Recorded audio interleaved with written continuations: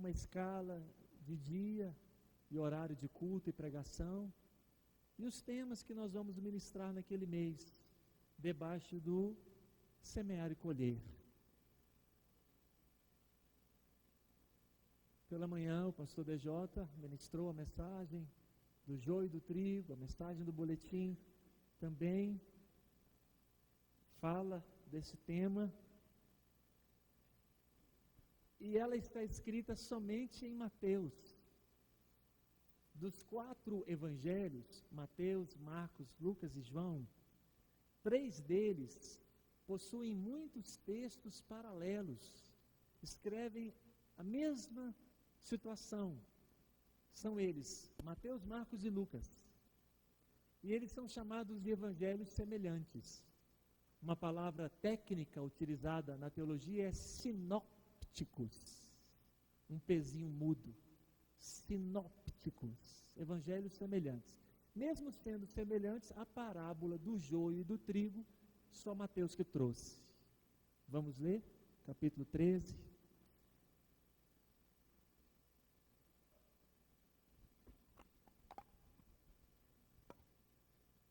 Não encontramos a parábola em João, em Lucas, em Marcos.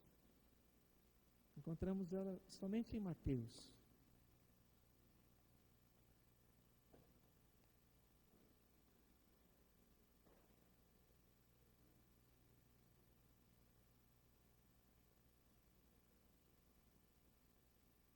Mateus capítulo 13.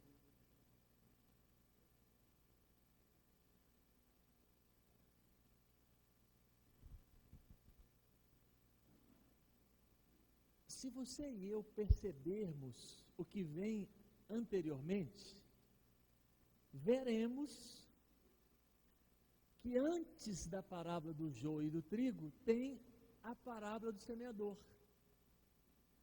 Então tem uma sequência de assuntos aqui que trata do tema semear. E a parábola do semeador termina no ápice da terra boa, de gente que produz 100, 60, 30 por 1. E a mensagem seguinte é esta.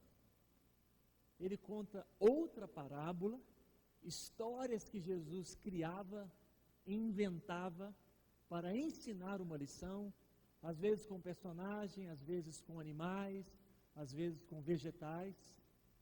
E é nesse contexto de estar falando de semear a palavra de Deus, vem a parábola do joio e do trigo. Ela foi escrita assim, por Mateus. Outra parábola lhes propôs Jesus, dizendo: o reino dos céus é semelhante a um homem que semeou boa semente no seu campo. Mas enquanto os homens dormiam, veio o inimigo dele e semeou joio no meio daquela boa semente que era trigo. E quando a erva cresceu e produziu fruto, apareceu também o joio. Então, vindo os servos do dono da casa, lhe disseram: Senhor, não semeaste boa semente no teu campo? De onde, pois, vem o joio? Ele, porém, lhes respondeu: um inimigo fez isso. Mas os servos lhe perguntaram: queres que vamos e arranquemos o joio?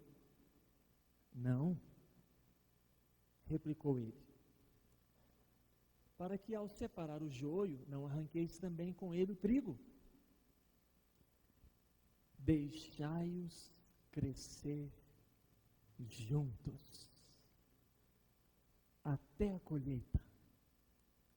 E no tempo da colheita, direi aos ceifeiros: ajuntai primeiro o joio, atai-o em feixes para ser queimado, mas o trigo recolhei-o no meu celeiro.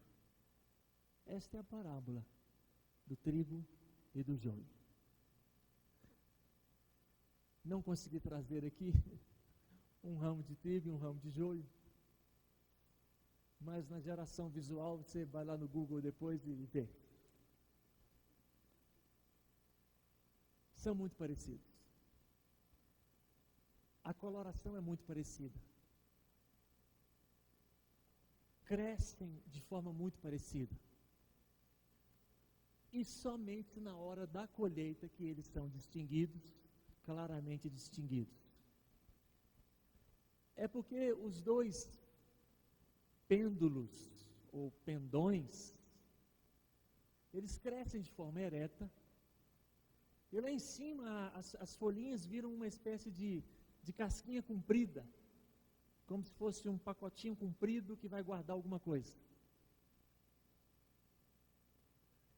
Aí no ápice da idade adulta dos dois, o joio permanece da mesma forma, ereto, em pé, com as pontinhas fazendo o pacotinho vazio, porque o joio não frutifica. O joio não produz nada. Diferentemente do trigo, aquele pacotinho produz um fruto. Um fruto que os homens aprenderam a trabalhar e acaba sendo muito valioso e presente na nossa vida e na nossa mesa. E a diferença vai ficando mais patente naquela hora, porque o joio, mesmo tendo a coloração idêntica, amarelado, ele permanece ereto, e nessa hora o trigo, ele não consegue mais ficar ereto. A sua pontinha fica pesada, aí ele dobra. Então, na hora da colheita, eles são melhor identificados. O joio está em pezinho, durinho, e o trigo está todo dobradinho em todo o campo. Outra diferença dos dois não é tão visível assim. O joio, à medida que ele cresce, a raiz dele se aprofunda e ele garra na terra. O trigo não. O trigo, à medida que ele cresce, ele vai soltando as raízes da terra. Na hora da colheita, o trigo está muito soltinho. Ele está muito desprendido da terra. Facilmente ele é arrancado. O joio não. O joio você tem quase que pegar com as duas mãos e puxar, porque ele está muito enraizado. Daí o Senhor dizer, não arranque o joio. Porque se você for arrancar o joio, certamente, categoricamente, definitivamente, você sempre arrancará trigo com ele. Sempre. A raiz do trigo está soltinha, desprendida. A do joio está presa, agarrada. Aquele estrago que é feito no chão, traz trigo junto. Aí Jesus falou assim, deixa lá para o final. Lá no final a gente resolve. Os ceifeiros serão os anjos. Eles é que vão fazer esse trabalho. Aí eles vão juntar primeiro o joio para ser queimado e vão trazer o trigo para o meu celeiro eterno e celestial. Então não mexe não. Então esta é a parábola. Regra geral, esta parábola tem como foco o ambiente da fé cristã. Ela é uma parábola que diz respeito a este ajuntamento e a todos os ajuntamentos de todo o rebanho, como cantamos hoje, na face da terra. Em todo lugar tem trigo e tem joio. O joio representa aquele que parece, então é aquele pastor que parece, é aquele líder que parece, é aquele cantor que parece, ele se parece com trigo. Mas no último dia, ele será revelado como um joio. Mesmo tendo sido famoso, mesmo tendo sido grandemente usado no evangelicalismo de qualquer lugar onde ele ministrou. É um desafio muito grande ficar procurando quem é e quem não é. O melhor mesmo é obedecer a Jesus e irmos até o final da colheita. Se ele resolver fazer alguma limpeza anterior, é com ele. Mas nós vamos andando e marchando. Mesmo o texto focando a reunião da fé cristã, este é um daqueles textos que pularam na sociedade brasileira, mesmo não sendo cristã. Vamos falar da gente.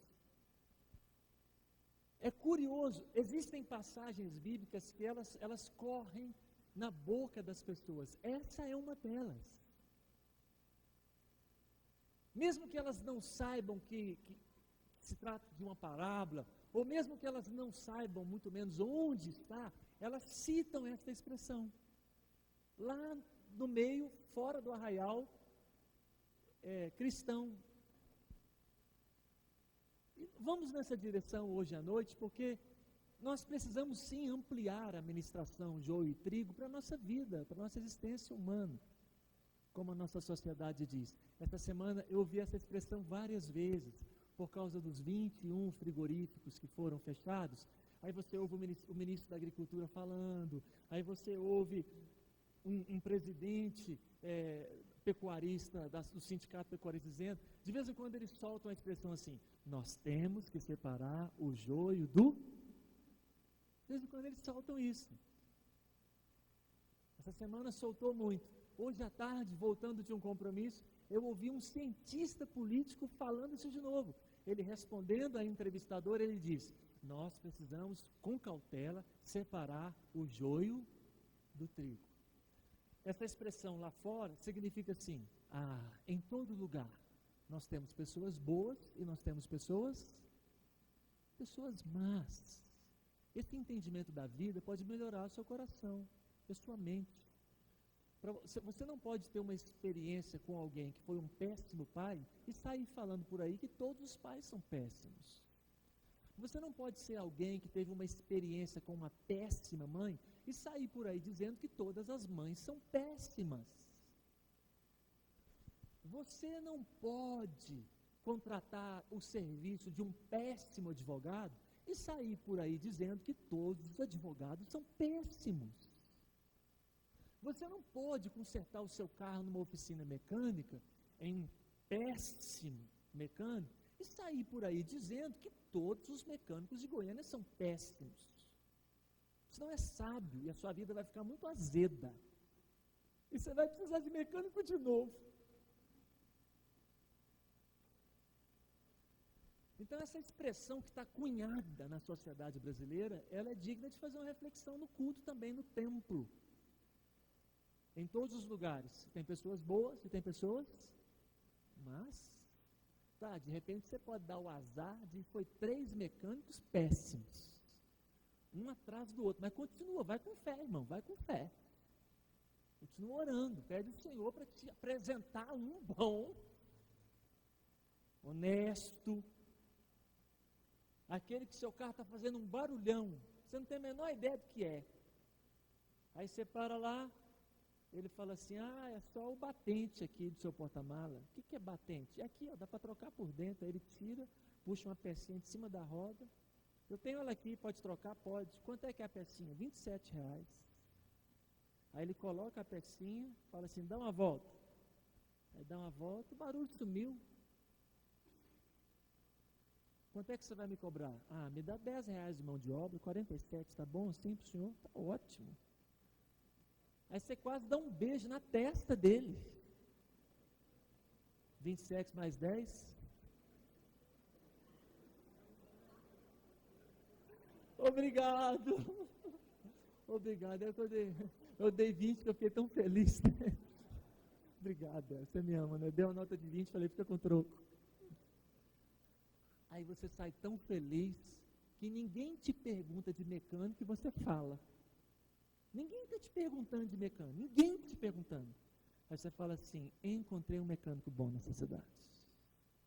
Se você precisar de um, fica na rotatória ali, pede um negócio, o camarada é bacana. Aí toda vez que você volta lá, que coisa bacana. Que Deus nos ajude a encontrar o trigo de Goiânia, no nome de Jesus. E que Deus nos livre do joio. Porque alguns de nós, quando contratam o Joey, já é Elvis. Descobrir que era Joey depois que começou, dá uma chateação muito grande. Alguns de nós, a chateação é tão grande que a gente encerra sem o cara terminar o serviço, para a gente diminuir o prejuízo, porque já está grande demais. A gente fala assim, vai embora, some, e Deus te abençoe, ou faça o que Ele quiser na sua vida, porque dá uma raiva. Eu estou curando a minha alma até hoje, do cidadão que pegou o nosso sofá para reformar e sumiu. Foi lá, pegou o sofá, as 2 cadeiras, pediu 400 contos para comprar o material. Nosso sofá ficou lá de julho até novembro. Aí quando começou dezembro que eu voltei lá, a loja estava fechada, o homem sumiu. Fui na loja da frente, o moço falou assim, você deve ser o 40, 41 ou 42 que vem aqui hoje. E o que vem antes de você disse que vai matar ele com um revólver. Eu falei, matar eu não vou não, mas eu vou orar. Dá uma raiva, né? Some sim. E esse reformador de estofado, ele conversava assim, é porque eu estou vivendo um vale, mas Deus vai trazer a bênção. Conversava assim, Deus é fiel, é só um vale, mas vai passar, aleluias, oh glória. Joio, faz igualzinho, faz igualzinho. Vamos ler um texto na Bíblia, onde nós vamos dar nomes aos bois, nós vamos dar nomes ao joio e ao trigo, vamos lá? Então nós vamos ler a lista, e nós vamos falar assim, isso é joio, isso é joio, isso é joio, isso é joio, isso é joio, isso é joio, isso é trigo, isso é trigo, isso é joio, vamos lá? Vamos? Números, capítulo de número 13.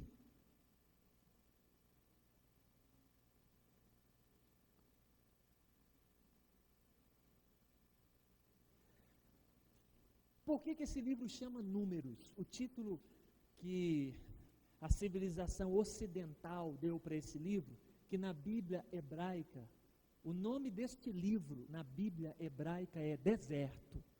É no deserto. O nome desse livro na Bíblia ocidental foi Números. Na Bíblia hebraica, Gênesis, Êxodo, Levítico, Números e Deuteronômio, tem nomes que eles tiraram do primeiro versículo.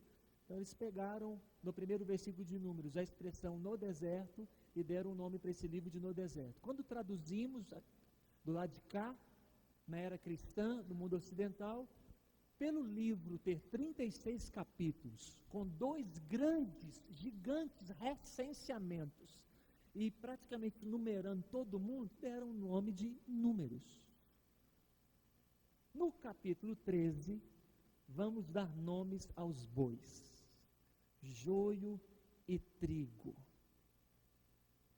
Capítulo 13, versículo 1, disse o Senhor a Moisés, envia homens que espiem a terra de Canaã, que eu hei de dar aos filhos de Israel. De cada tribo de seus pais, Moisés envia um homem, sendo cada qual príncipe entre eles. Enviou Moisés, versículo 4, Samua, joio. Versículo 5, Safate, o nome dele quase que já é safado, joio. Versículo 6, Calebe, joio ou trigo? Trigo. Vocês estão sabendo. No versículo 7, Gigeal, joião. Versículo 8, Oséias, trigo. Versículo 9, Pauti, joio. 10, Gadiel, joio. 11, Gadi, joio. 12, Amiel, joio. 13, Setur, joio. 14, joio Nabi. 15, outro joio, Jeuel. Li 12 nomes. Quantos joio deu? para eu não errar de novo 27 e 47. Deu quantos joios aqui? Quantos trigo? Nós lemos o nome de 12 príncipes do Egito, da Síria ou de Israel? 12 príncipes de Israel. É assustador. 10 joio e 2 trigo. E o que mais me assusta é que quem escolheu foi Moisés. Isso me assusta. Deus chama Moisés, dá as orientações, ele que vai fazer a escolha, 12 príncipes. Moisés, em 12, ele acerta 2 e erra 10. Tá ruim, hein, Moisés? Tá ruim, hein? Aí se Moisés estivesse aqui, ele ia falar comigo assim, quero ver você lá. Era perigoso você errar os 12.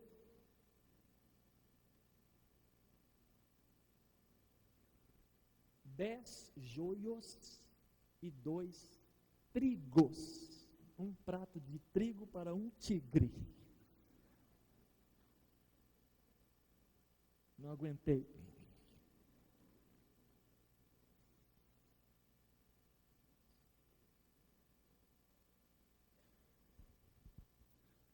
Por que que os 10 são joios e os 2 são trigo?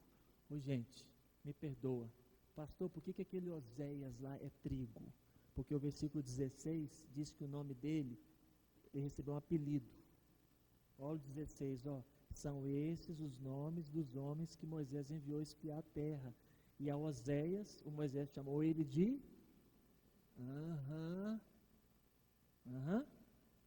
É Caleb e Josué. Oséias era o nome dele de Clark Kent.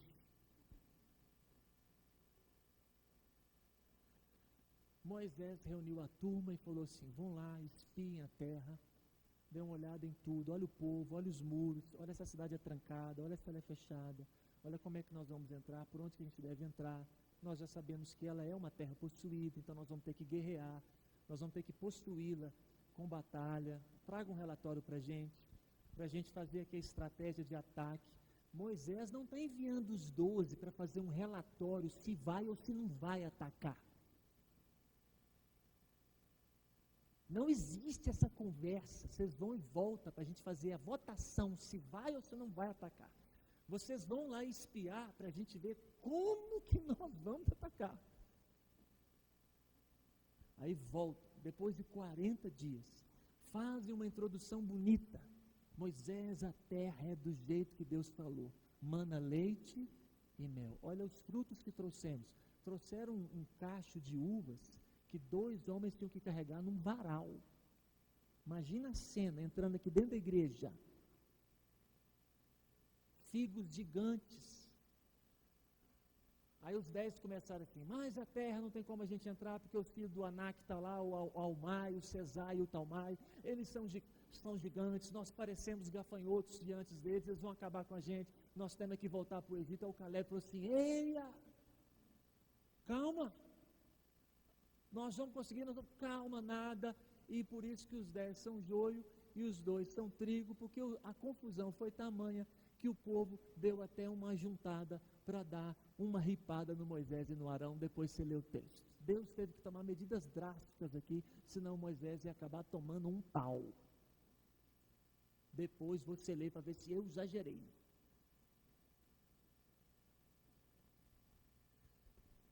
Então vamos pegar esse contexto, que não fala de joio e de trigo, mas que pegando a parábola do joio e do trigo, nós lemos e identificamos quem é joio e quem é trigo, numa situação bíblica que serve de base para a nossa meditação. E vamos puxar daqui algumas lições boas para entendimento e alerta. Alguns de nós estamos pastel demais. Alguns de nós crentes é a pastelaria de Jeová. Satanás não está precisando fazer muito esforço para destruir a gente, não, nós estamos sonsos demais. Então, para dar um alerta, dar uma sacudida na gente. no nosso relacionamento com a sociedade, que está cheia de joio, mas que também tem trigo. Nosso coração também não ficar, você tem que dar uma equilibrada nesse coração seu. Porque se você ficar o dia todo só vendo Brasil urgente, cidade alerta, corta para mim, Percival. Aí você que é crente sai dizendo que não tem jeito, não tem político que presta, não tem cidade que presta, não tem policial que presta. Você não pode se transformar numa pessoa assim, ninguém presta. Nenhum PM presta, nenhum policial civil presta.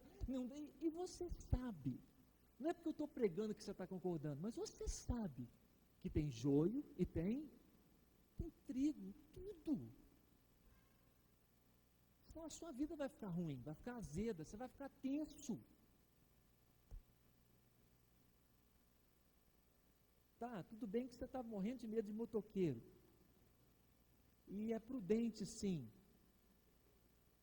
Você está chegando na sua casa à noite, é na que você está para abrir o portão eletrônico, apareceu uma moto atrás. É prudente, sim, você dar uma volta e depois você vem e abre o portão. Mas você equilibra isso aí. Senão você vê motoqueiro, o cidadão vai te cumprimentar e você já fala assim, não trouxe celular. Tá, eu sei, mas você equilibra, senão você vai ficar tenso. Você fala, vou mudar de Goiânia. Você vai para onde? Pastor, achei um lugar que não tem confusão. Onde é? Na Lua. Se você for para Belo Horizonte, para Curitiba, para o Rio, não tem para onde a gente correr. Então vamos viver a vida. Números capítulo 14, versículos 3 e 4. Algumas lições.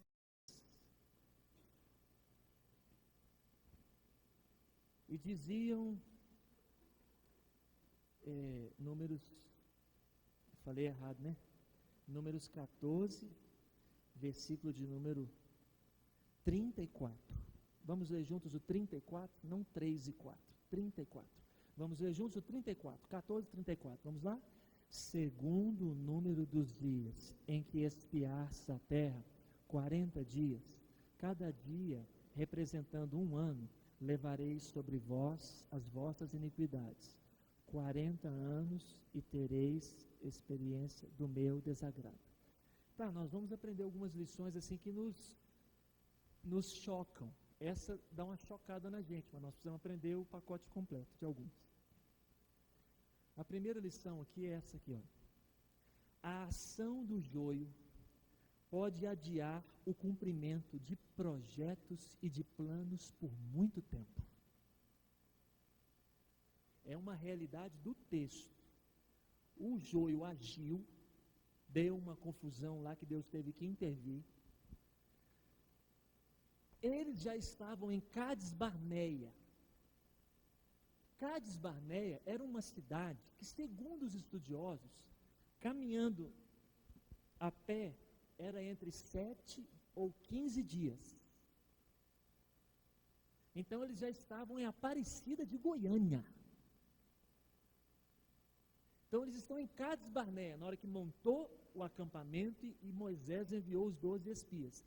Eles já tinham andado 2 anos, saídos do Egito, na velocidade que a Bíblia diz que é no passo do gado e da criança. Vão os espias, voltam, desagradam a Deus. Aí Deus vira e solta esse fatídico versículo 34. E diz assim: Moisés, eles espiaram a terra por 40 dias. Para cada dia, 1 ano. Vocês vão levar 40 anos para entrar nessa terra. Assim, eles que estavam aqui, tiveram que dar uma volta ao sul da Palestina, subir aqui ao leste, vir até em cima e entrar por Jericó aqui 38 anos depois. Isso aqui é um desafio para nós, Porque joio perto da gente, atuando na empresa, atuando na escola, atuando como meu funcionário, eu que tenho autoridade, joio pode adiar cumprimento de projetos e de planos por muito tempo. Situações que poderiam estar fechadas, acabadas, alcançadas em 2 anos, levaram no texto 40. E isso acontece com alguns de nós na vida, por ação de joio.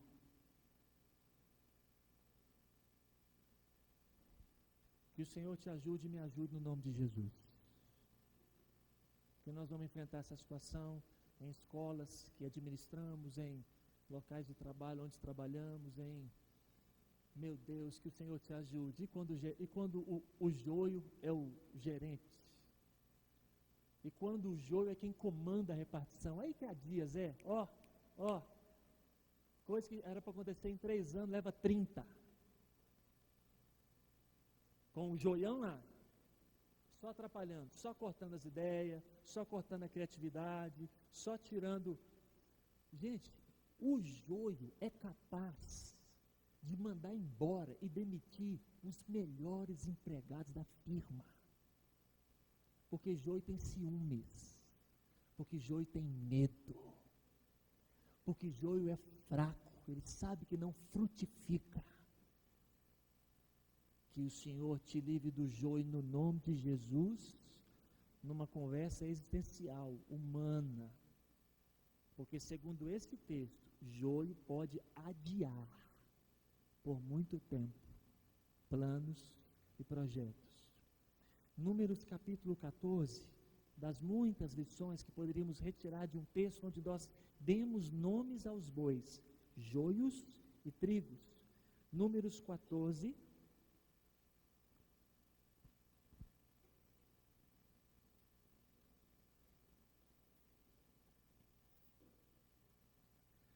versículos 36 a 38, eu vou ler sozinho. Os homens que Moisés mandou espiar a terra e que voltaram, fizeram murmurar toda a congregação. Fizeram toda a congregação murmurar contra Moisés, inflamando a terra. Infamando a terra. Esses mesmos homens que infamaram a terra morreram de praga perante o Senhor. Mas Josué, filho de Num, e Calebe, filho de Jefoné, que eram dos homens que foram espiar a terra, sobreviveram. Os dois ensinamentos são mais assim, alertantes, inventar a palavra, e chocam a gente. Porque o ensinamento que está aqui, ele é chocante. O ensinamento é o seguinte: nem sempre o número maior necessariamente está com a razão. Isso é um desafio para nós em sociedade democrática, você não está entendendo. Nem sempre o número maior necessariamente está com a razão. No texto, 2 tinham razão. E você e eu sabemos que na vida, na nossa família, numa conversa de parente, se juntou 10 tias, 8 quer uma coisa, e 2 quer outra, deu 10 agora? É regra geral na vida, nós estamos refletindo numa mensagem da vida, regra geral na vida, quando você tem um número maior, vai naquela direção. Regra geral. Você tem 10 tias reunidas, aí chega às 8 e fala assim, nós decidimos isso. Aí as 2 estão assim, não pode, nós vamos perder. Não pode, nessa direção vai dar errado. Não pode assinar esse negócio no cartório que nós vamos perder. Aí as 8 vão e faz e perde. É um desafio. Porque o joio finge que sabe. Meus irmãos, que o Senhor tenha misericórdia de nós.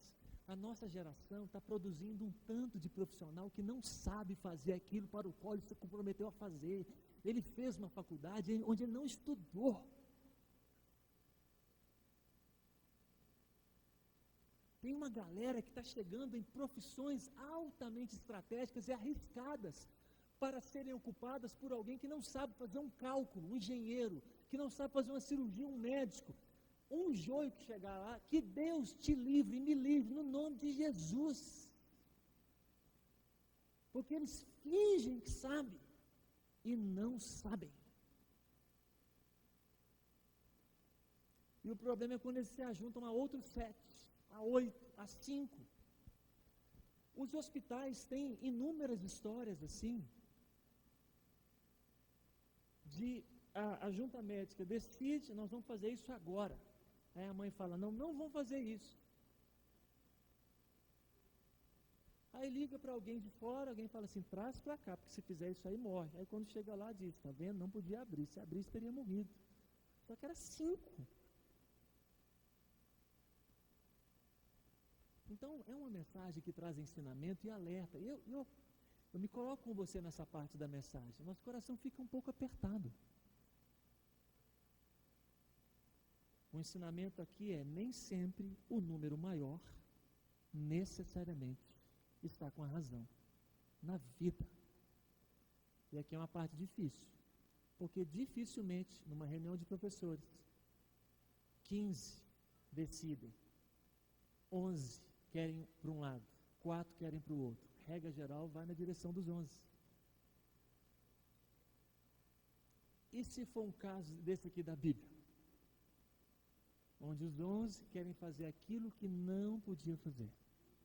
E os outros 4 tinham razão, mas ninguém quis ouvir. Aqui teve uma intervenção de Deus, a direção dos 2 foi a direção seguida, que o Senhor intervenha na minha vida e na sua, no nome de Jesus. Que Ele intervenha, mude situações, mude planos, mude repartições e te livre de confusões na vida, no nome de Jesus. Empresas podem ser quebradas com decisões equivocadas, investimentos equivocados. Situação financeira da nossa casa, que estava em paz, pode entrar em dívida de 10 anos, 12 anos, por um deslize que a gente faz, que a gente anda. Olá, Ana Liz. Eu profetizo que você é trigo. Lucas, ajuda ela a voltar para o seu respectivo lugar. Ajuda, pode ajudar? Você é um cavaleiro? Isso, Lucas, vai lá. Isso. Obrigado, viu, Lucas? O Lucas, ele faz parte do Ministério Diáconos Mirim. E quando ele viu que a Ana Liz desceu, ele correu atrás e disse, volta, volta.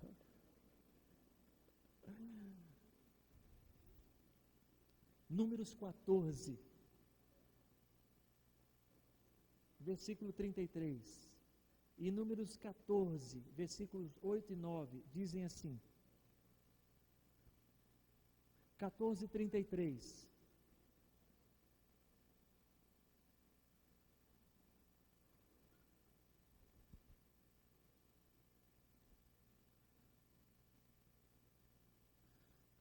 Eu disse errado. O primeiro texto é 13:33. Volta a sua folha como eu fiz. Põe os seus olhos. Também vimos ali gigantes, os filhos de Anak, são descendentes de gigantes, e éramos aos nossos próprios olhos como gafanhotos, e assim também o éramos aos seus olhos. Foi o relatório dos 10, que a gente está concordando que são joio.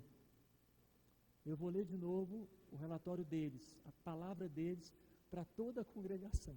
O Moisés que não sabia, senão ele tinha levado os 12 no gabinete.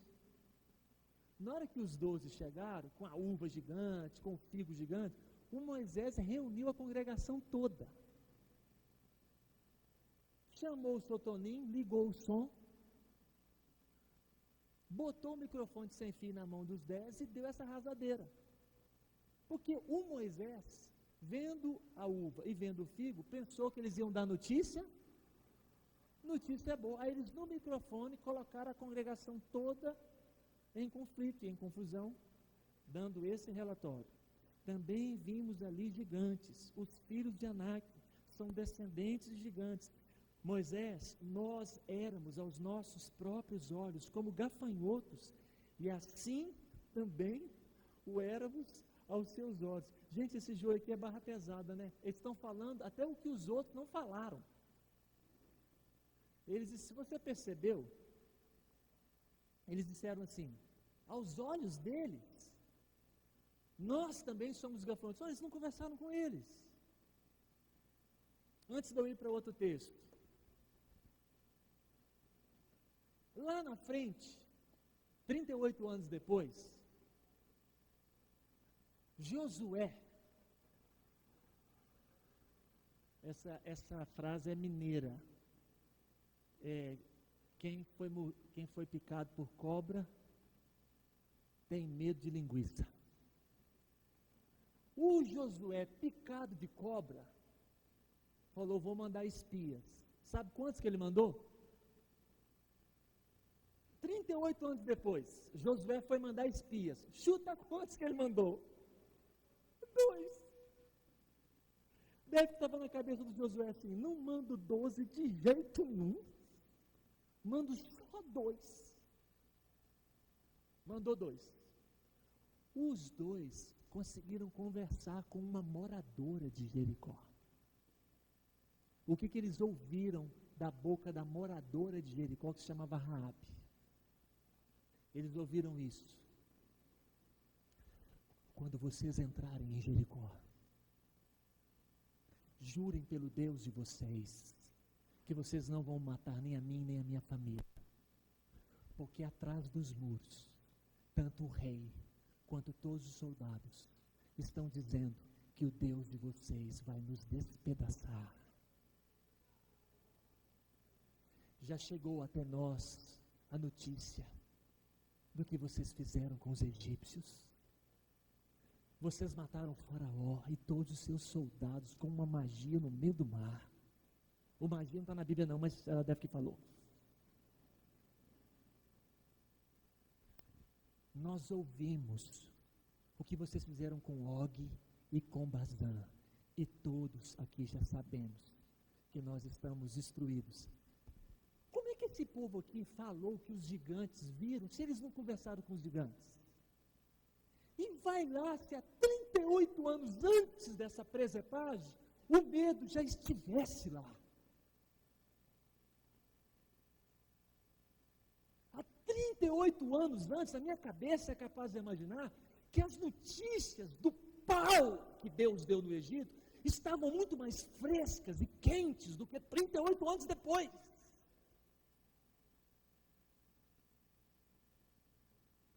Mas joio, você vai esperar o que do joio?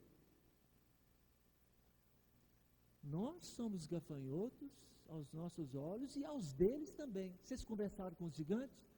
Você está doido, chegar perto, eles vão matar a gente. De repente estavam como há 38 anos depois, com medo. Porque o pavor que Israel levava sobre os seus inimigos não era medo do exército de Israel, era medo do Deus de Israel. Mas eles não foram. Números 14, versículo 8 e 9 diz assim: se o Senhor se agradar de nós, então nos fará entrar nessa terra, nola dará, terra que manda leite e mel. Versículo 9, tão somente nós não podemos ser rebeldes contra o Senhor, e não tenham medo, o povo dessa terra, porque nós vamos comê-los como pães. O Senhor é conosco, não tenham medo. O ensinamento penúltimo que nós retiramos daqui é este: mesmo olhando para a mesma direção, a percepção pode ser muito diferente entre o joio e o... Eles olham para a mesma coisa.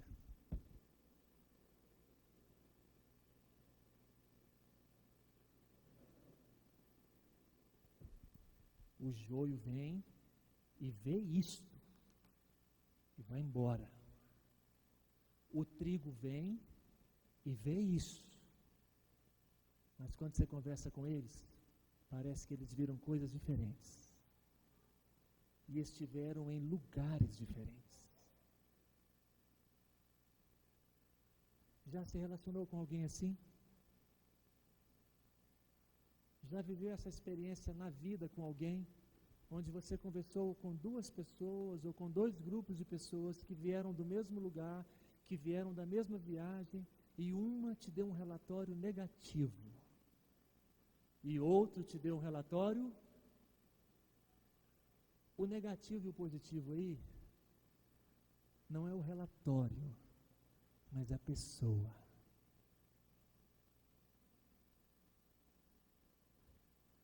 É um desafio. 10 e 2 olharam para o mesmo lugar. Um grupo diz, não tem jeito. O outro grupo diz, nós podemos. Que o Senhor nos faça trigo na vida das pessoas no nome de Jesus. Onde chega alguém e olha para uma situação e coloca a pessoa para baixo. Chega você, olha para a mesma situação e coloca a pessoa para cima. Olhando para a mesma coisa. O mesmo relatório. Mas uma percepção tão diferente da vida, das possibilidades, principalmente, agora puxa para a igreja, né? Principalmente nós que cremos em Deus. Nós que confiamos em Deus. Tudo bem que esse exemplo meu aqui vai exagerar, né? A gente voltando uma conversa no carro, aí o assunto era fitness. Lá em casa agora, minha filha, tá fitness geral. Todo mundo lá está querendo ficar magro como eu, tá entendendo? E eu sou o único que está jogando futebol só no sábado. Está uma correria lá em casa, está uma benção. Aí o assunto era fitness, aí alguém entrou assim, você tem que correr outra vez por semana, porque as estatísticas dizem correr uma vez só por semana, você pode dar um infarto lá no futebol e morrer. Aí eu, como sou da turma de Josué e Caleb, eu falei assim, a Bíblia diz que o viver para mim é Cristo e o morrer é lucro. Aí eu olhei para um deles e falei assim, como disse o apóstolo Paulo, estar com vocês é muito bom, mas estar com Cristo é incomparavelmente melhor. Aí um filho virou e falou assim, pai, você já vai ter toda a eternidade para passar com Jesus, podia ficar um pouquinho mais com a gente, né? Falei, a palavra foi boa, gostei, raciocinou rápido. Tá, o exemplo foi bem caseiro, foi bem do carro, mas que o Senhor te faça ter percepções diferentes até diante da morte, no nome de Jesus.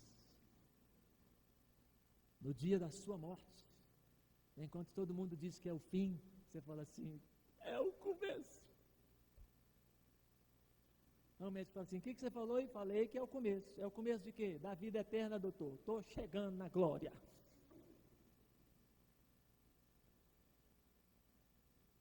Talvez não faça efeito nenhum no médico. Ele vai falar assim, doido, paciente doido, diz que está chegando na glória. Ou talvez faça um efeito, né? Alguns profissionais são impactados por pacientes que não estão morrendo, estão indo de volta para casa.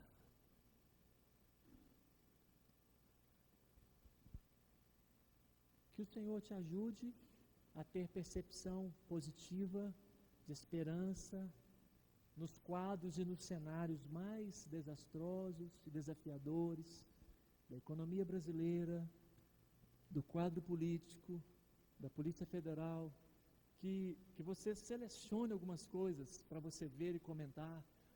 Ao invés de você ver a corrupção, você começa a ver a Polícia Federal trabalhando. Ao invés de você ver as pessoas adulterando as carnes, você começa a enxergar a vigilância sanitária, cuidando das coisas. Eu falo, meu Deus, muito obrigado, porque estão passando um pente fino no Brasil, louvado seja o nome do Senhor. Há umas 2 semanas para trás, teve o aniversário do sobrinho do Lucas, a nossa família ficou junto até tarde da noite.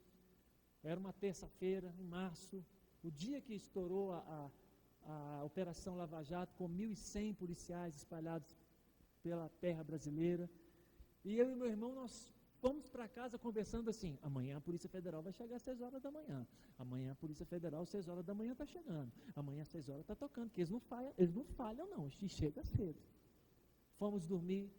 No outro dia, na quarta-feira, o Flávio chegou aqui e me contou essa história muito engraçada. Tocaram o interfone na casa dele.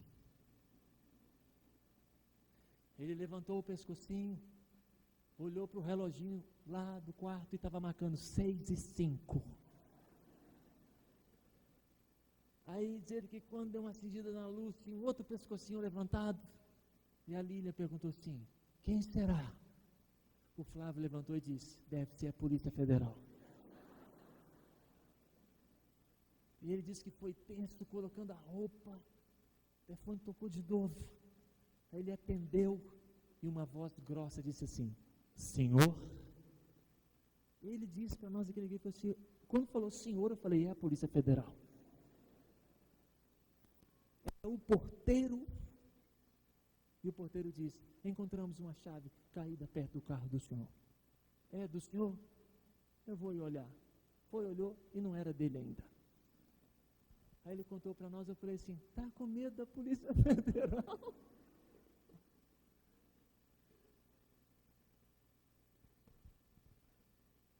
Que o Senhor nos faça trigo no Brasil, no nome de Jesus. O joio olha para o mesmo cenário e vê o caos.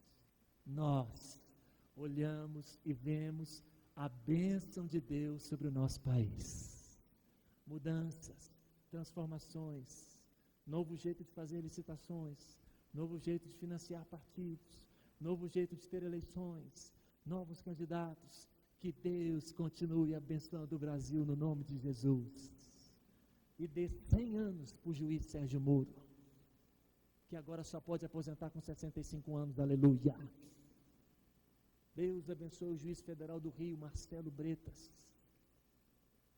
Eu tenho 43 anos de idade, eu nunca vi governador ser preso, eu nunca vi senador ser preso, eu nunca vi pessoas ricas. O que eu vi antes do que está acontecendo agora no Brasil, foi homens ricos matarem a namorada no tiro e ficar livre. Isso eu vi. Que Deus continue mudando o Brasil no nome de Jesus. Que o Senhor te faça trigo, amém? Você olha para o cenário, o outro vê, e a sua percepção é positiva.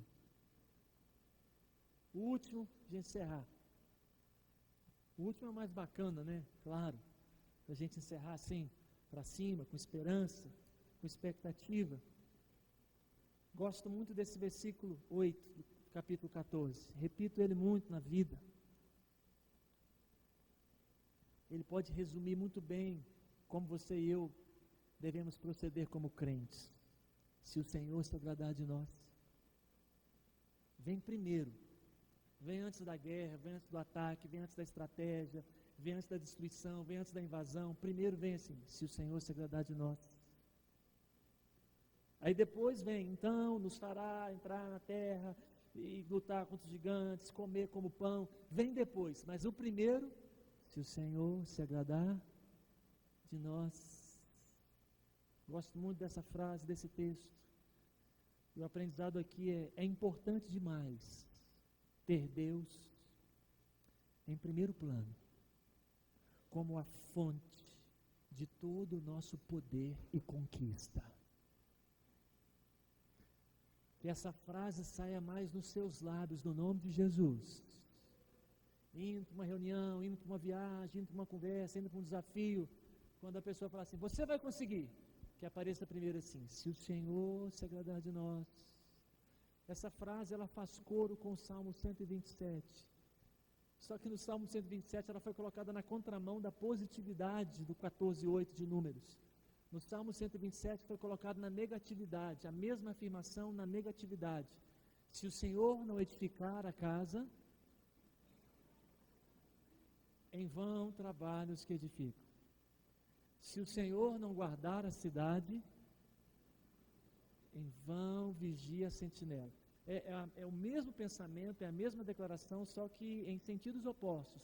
No Salmo 127 está na negatividade, em Números 14:8 está na positividade.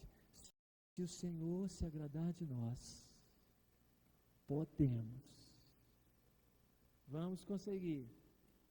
Essa frase me persegue já no ministério todo, há 19 anos, o tempo todo. Se o Senhor se agradar, se Ele permitir, se Ele ficar animado com esse plano, se Ele aprovar isso, se Ele der uma ordem para os anjos,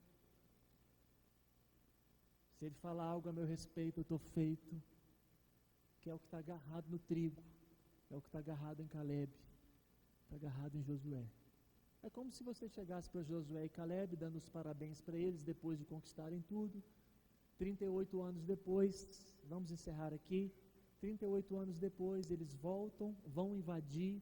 Josué é o comandante. Josué, aqui nesse texto, ele tem 40 anos, ele vai fazer 40 anos, ou 38, ou 39, ou 37. Quando eles vão entrar lá na frente, Josué tem 80, ou 81, ou 82. O Caleb, a gente sabe porque ele fala, estou com 85. O Josué não fala lá na frente. O Josué está lá, vovozão, 81, dirigindo tudo, dirigindo a igreja, presidindo tudo.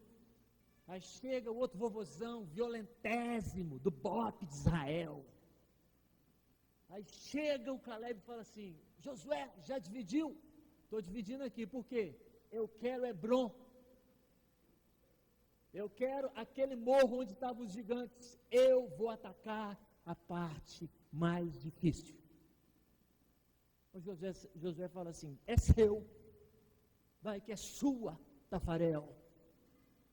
E sai o vovozão e chama o pessoal e fala assim: consegui Hebron, nós vamos pegar o mais difícil.